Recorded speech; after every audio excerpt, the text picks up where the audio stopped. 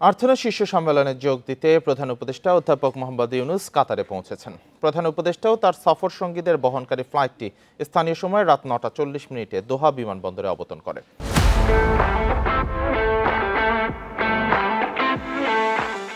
প্রধান উপদেষ্টার প্রেস সচিব শফিকুল আলম এসব তথ্য জানান। সেখানে প্রধান উপদেষ্টা আর্থনা শীর্ষ সম্মেলনে যোগ দেবেন এবং দেশটির আমিরের সঙ্গে দ্বিপাক্ষিক বৈঠক করবেন। বৈঠকে এবছরই কাতার থেকে এলএনজি আমদানির প্রস্তাব দেবে ঢাকা। পররাষ্ট্র উপদেষ্টা জানান, কাতারে ভ্রমণ ভিসা, রোহিঙ্গা ইস্যু ও জনশক্তি রপ্তানি বাড়ানোর উপর জোর দেওয়া হবে। পররাষ্ট্র উপদেষ্টা মোহাম্মদ তৌহিদ হোসেন ও জ্বালানি উপদেষ্টা মোহাম্মদ ফাউজুল কবির খান প্রধান উপদেষ্টার সফর সঙ্গী হিসেবে থাকছেন। দেশের ইতিহাসে প্রথমবারের মতো 4 জন জাতীয় নারী ক্রীড়াবিদও প্রধান উপদেষ্টার সফর সঙ্গী হিসেবে কাতারে গেছেন।